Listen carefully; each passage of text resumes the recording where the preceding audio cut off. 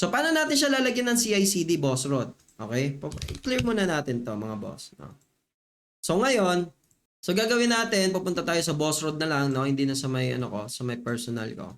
Dito na lang sa Boss Rod, and then, kikreate tayo ng repo, no? So, tawagin natin siya my React bit up. Yan. And then, papublic na lang natin, create. Alright, so since meron na tayo niyan, gagawin lang natin is remote, okay? So ngayon, i-remove muna natin yung rm-rf, yung .git, no? Remove natin yan, and then that's why git init. Yan. Pagka git init natin, paste natin yung remote kanina. And then pagka paste natin ang remote, syempre, kailangan lang natin i-add yan. Git add that, and then git commit -m chore. Yan na natin secrets. Itong secrets natin. Lagyan na lang natin nga sa .env. Pero hindi tayo gagamit ng .env. Lagyan natin sa .env para hindi siya na papasa. And then lagay natin dito .env. No? Save natin yan as ignore. So yan. Tapos gawin natin itong ganyan. Alright.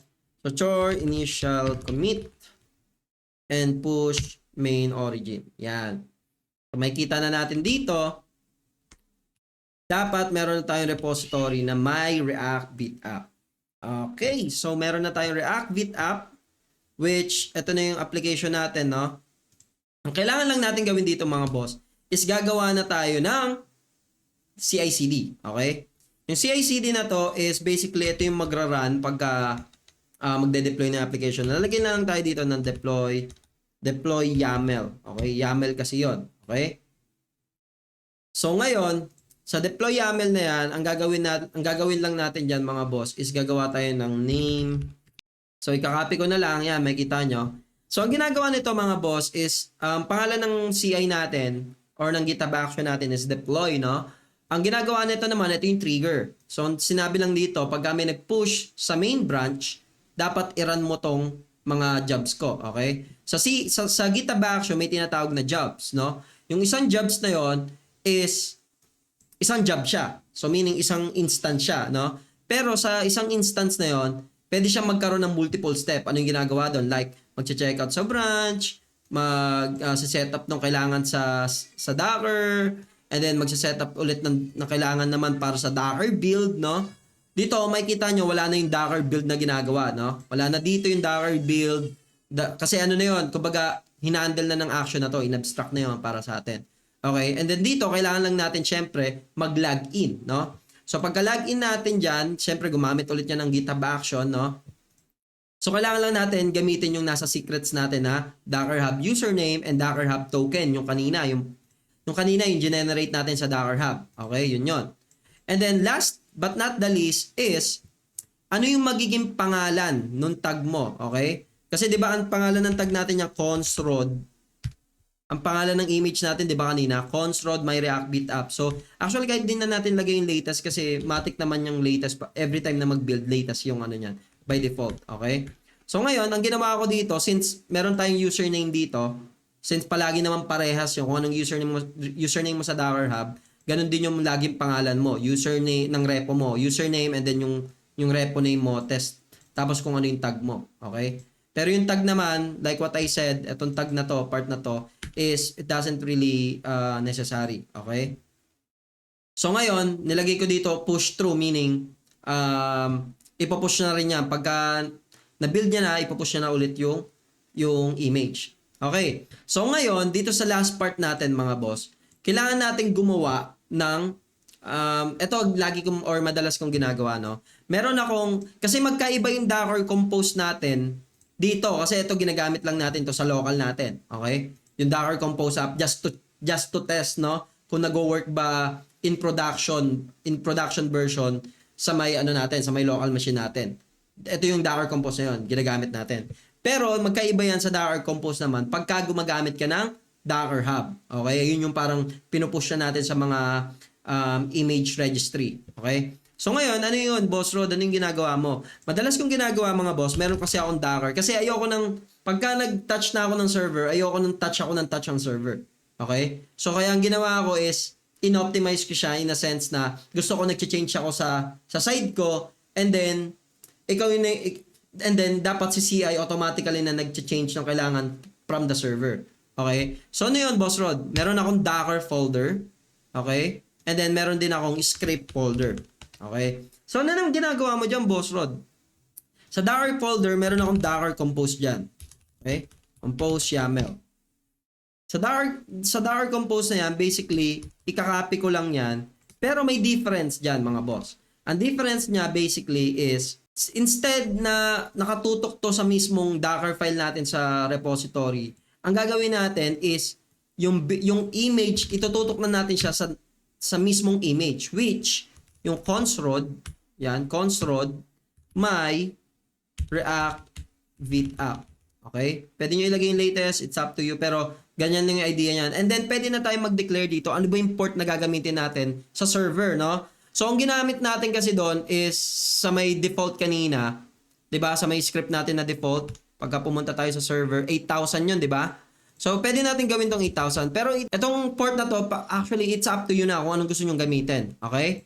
So, it's up to you na kung gusto nyo siyang i-change sa 3,000, 8,000, pero kailangan nyo siyang i-change dun sa proxy, which is yung Nginx nyo sa server. Okay, may 8,000 na ako dito, mga boss. So, save ko lang yan, and then that's it. Ano naman yung sa script, Boss Rod? Yung sa script naman, mga boss, save ko lang to.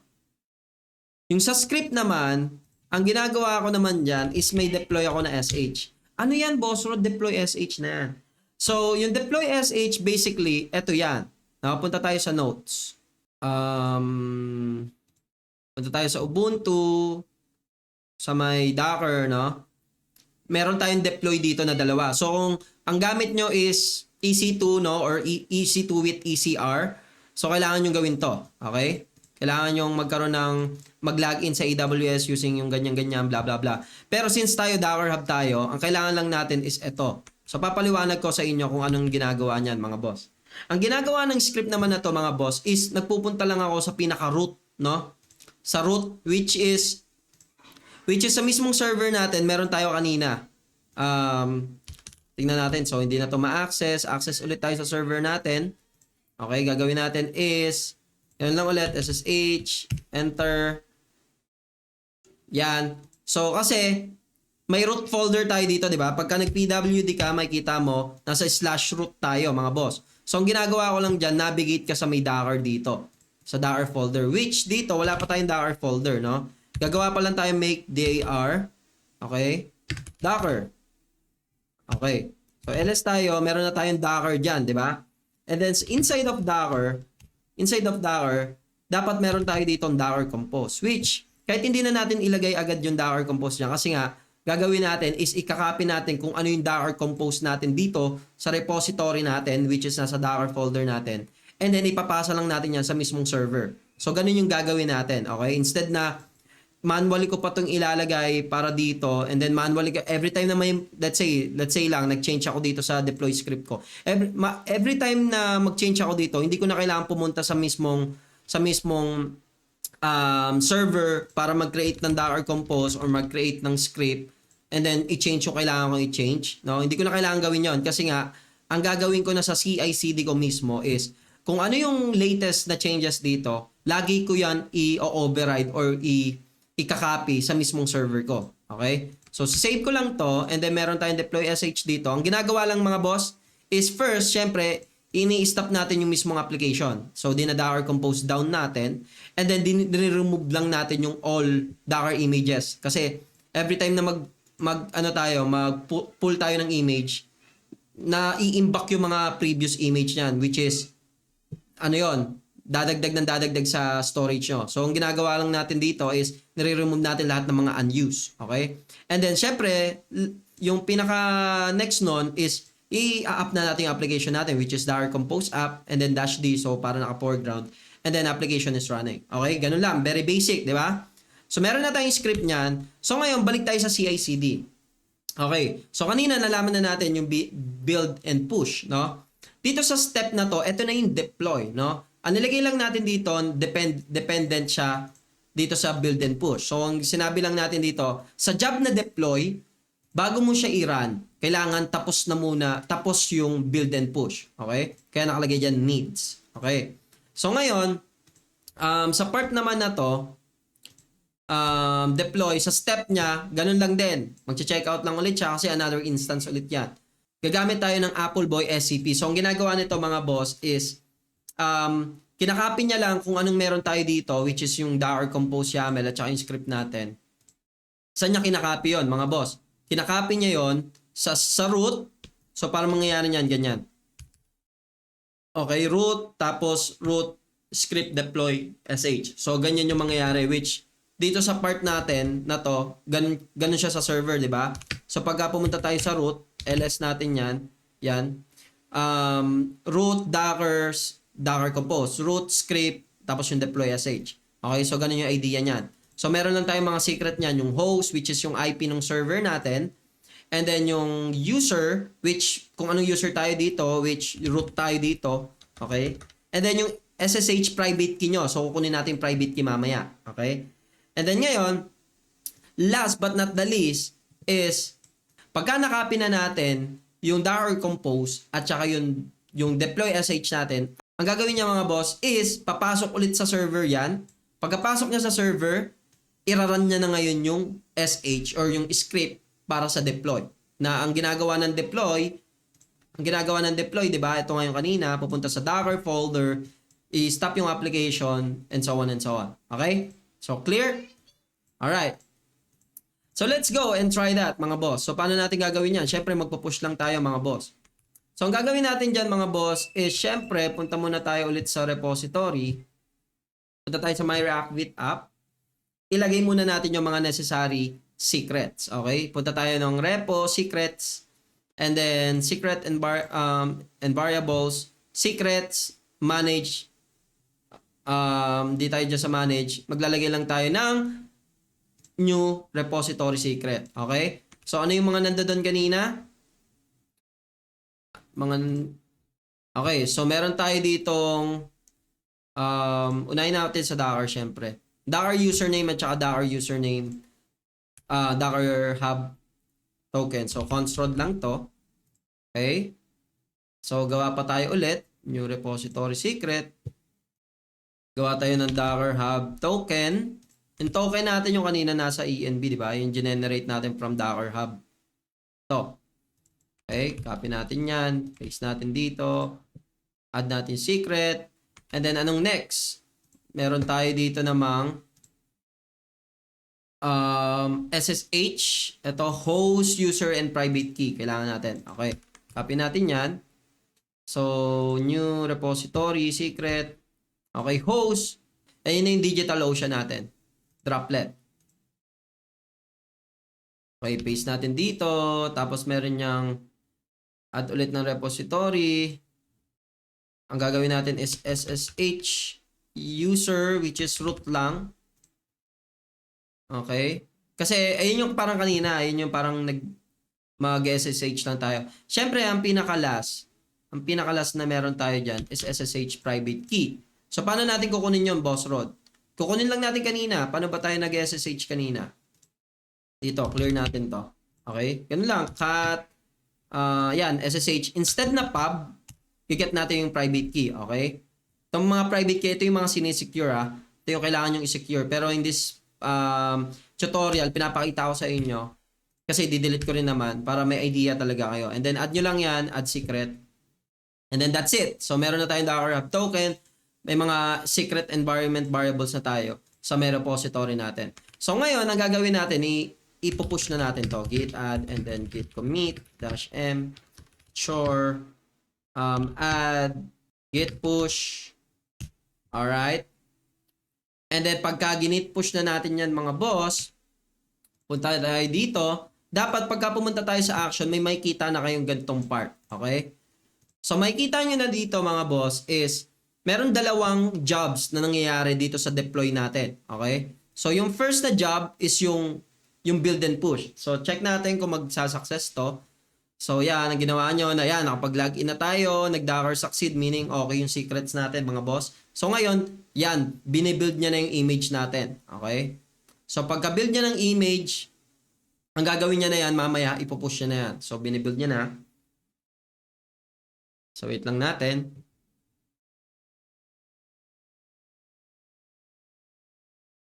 Alright, so it seems like it's done, no?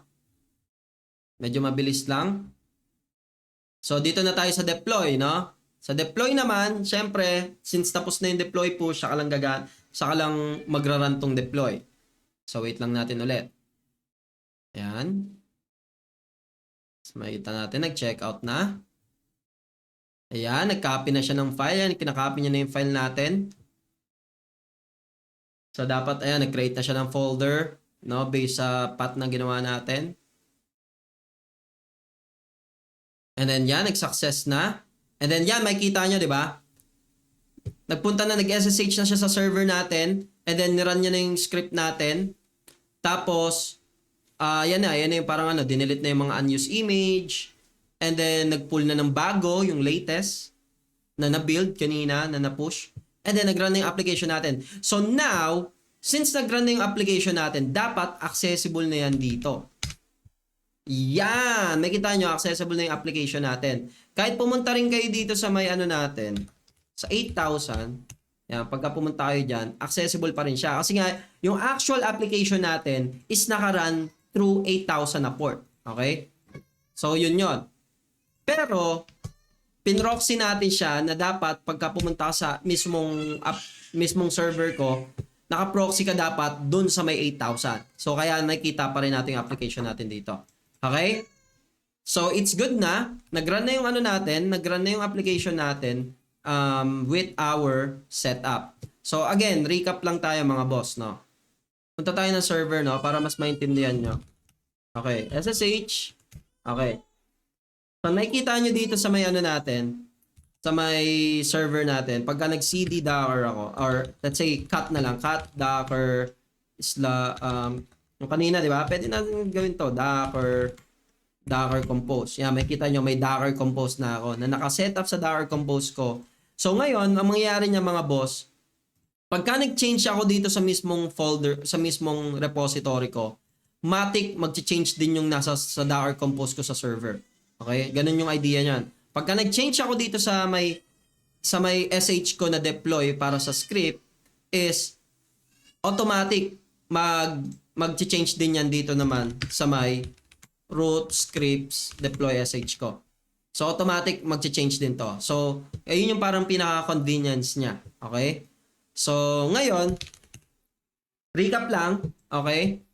So, ang ginawa natin is first, kailangan natin ng application and then ang nag-iiba lang dyan is kung paano nyo mararan yung application nyo into production mode using Docker. Kasi once you have this, we're good. Kasi ang kailangan lang naman next na malaman dyan is ano yung in-expose mo na port dun sa Docker file mo para sa Laravel, sa Vue, sa Angular, or kung saan-saan man. Kung ano yung in-expose mo dyan, kailangan lang kasi yan mapunta dito sa Docker Compose. Okay? Kailangan lang yan. Kunyari, in-expose mo dun is 3,300. Okay? So, dito, papalitan ko lang yan ng 3,300. Okay? So, ganun yung idea niyan. So, kaya kahit anong application yung gamitin nyo for this setup. Pero, yung the way we set up, yung natin, yung CI/CD natin, same lang yan. Almost same lang yan for everything. No? Kahit anong application yung ginagamit nyo. Ang nagbabago lang dyan is yung Docker file nyo and then yung port na gagamitin nyo dun sa Docker container nyo. Okay? So, yun mga boss. And then ngayon, ganun lang mag-deploy ng application nyo into BPS.